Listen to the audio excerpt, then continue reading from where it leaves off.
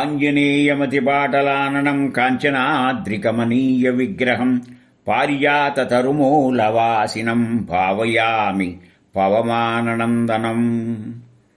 జాతి కుల మత స్త్రీ పురుష భేదం లేకుండా అందరి చేత అన్ని విధాల ఆరాధ్యుడు పవనసుత హనుమాన్. ఎందుకంటే ఆయన ప్రసన్నాంజనేయం ప్రభాదివ్యకాలయం ప్రకీర్తిప్రదాయం భజేవాయుపుత్రం భజేవాలగాత్రం అని స్తుతిస్తూ ఉంటాం. మనకి మంచి బుద్ధి కావాలి. బుద్ధి ప్రచోదనం అయితే, మన మనసు మంచి అయితే, మన కళ్ళు మంచి అయితే సృష్టిలో దోషం లేదు కనుక అన్నీ మంచిగానే కనపడతాయి. కనుక ఆయన నుంచి మనం ప్రార్థించాల్సింది ఏమిటంటే మనకి బుద్ధినిమ్మని. ఎలాంటి బుద్ధి అంటే బుద్ధిర్బలం యశోధైర్యం నిర్భయత్వం అరోగత అజాడ్యం వాక్పటుత్వంచ హనుమాస్మరణాత్ భవేత్. ఈ రోజుల్లో ఏ దేవుణ్ణి ఆరాధించాలి, ఎందుకు ఆరాధించాలనే ప్రశ్న అందరికీ వేస్తూ ఉంటుంది. ఏదో భయం వేస్తే ఒక దేవుడు, ధనం కావాలంటే ఒక దేవత. అలా కాకుండా మనకి మంచి యశస్సు ఉండాలి. ఏ పని చేసినా కానీ ధైర్యం ఉండాలి. ఏ పనిలో కూడా భయం లేని స్థితి ఉండాలి. చేయటానికి శరీరం సహకరించాలి కనుక అనారోగ్యం ఉండకూడదు. అజాడ్యం, ఈ అజాడ్యం అంటే ఏమిటంటే జన్మల నుంచి మనకు అంతు పట్టని వ్యాధి, శారీరక వ్యాధి కాదు. ఏమిటో ఎన్నున్నా సరే ఏదో దిగులు, ఏదో అసంతృప్తి మనం వెంటాడుతూ ఉంటుంది. మాటతోనే మనం ఏదైనా గెలించాలి. ఎందుకంటే ముఖాదింద్రశ్చ అగ్నిశ్చ అన్నారు పురుష సూక్తంలో. మన ముఖం వర్చస్సును బట్టి జ్ఞానేంద్రియాలు అక్కడే ఉంటాయి కనుక నోరు అనేటువంటిది మాట, ఒక పలుకుతో జీవితాలు నిలబడతాయి, ఒక మాటతో జీవితాలు కుంగతీయబడతాయి. అది మనకి రామాయణంలో సీతమ్మ వారి విషయంలో ద్యోచకం అవుతుంది. కనుక ఆ వాక్లో ఉన్నటువంటి కాఠిన్యం లేకుండా చాలా నిదానంగా మృదువుగా అందరూ మెచ్చే విధంగా అందరి ఎడల నా వారు నీ వారని లేకుండా అనుద్వేగకరం వాక్యం సత్యం ప్రియహితం చేయతు స్వాధ్యాయాభ్యసనం చేయవ వాంగ్మయం తపయుచ్యతి. మాట అనేది తపస్సు. దానికోసమని మనం ఖచ్చితంగా చేయదగిన పని ఏమిటంటే 41 మన భంగులు అంటారు.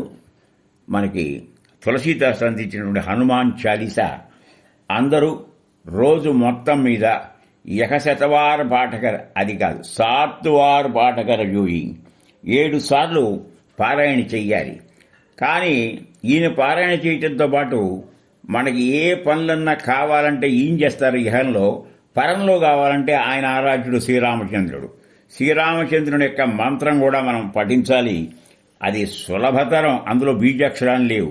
మనం నిదానంగా మన ఆజ్ఞాచక్రంలో ఆ యొక్క సీతారాముల్ని చక్కగా పెట్టుకుని మనసు నిండా ఆనందం నింపుకుని రామ్ రామ్ రామ్ రామ్ రామ్ రామ్ రామ్ రామ్ రామ్, ఇక్కడికి 3 3 9 అయ్యాయి. రామాయ నమః.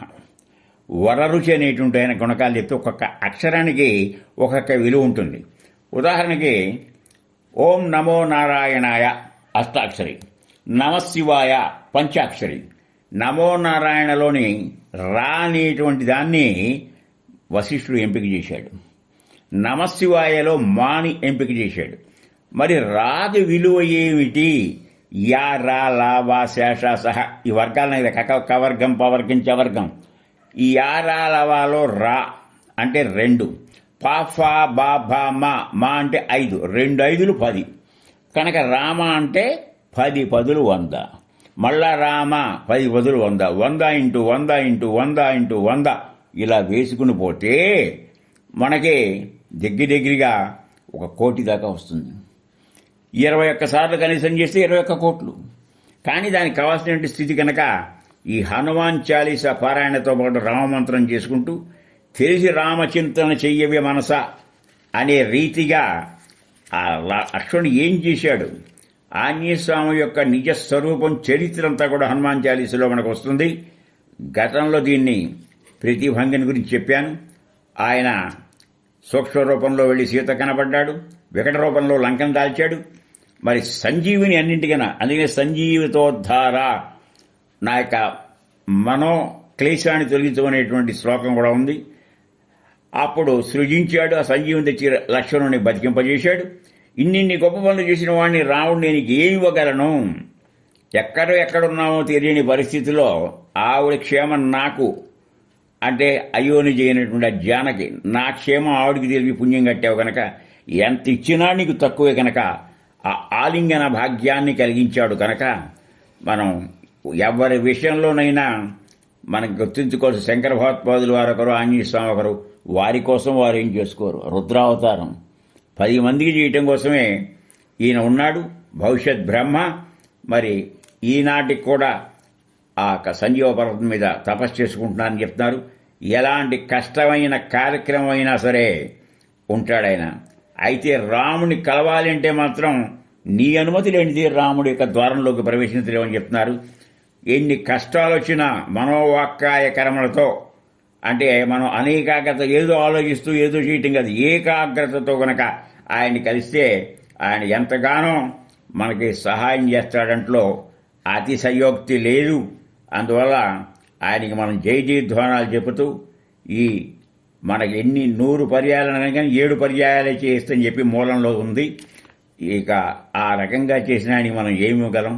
ఒకటే, పవనతనయ సంకటహరణ మంగళమూరతిరూ రామలఖన సీతా సహిత హృదయ బసహు సురభూ.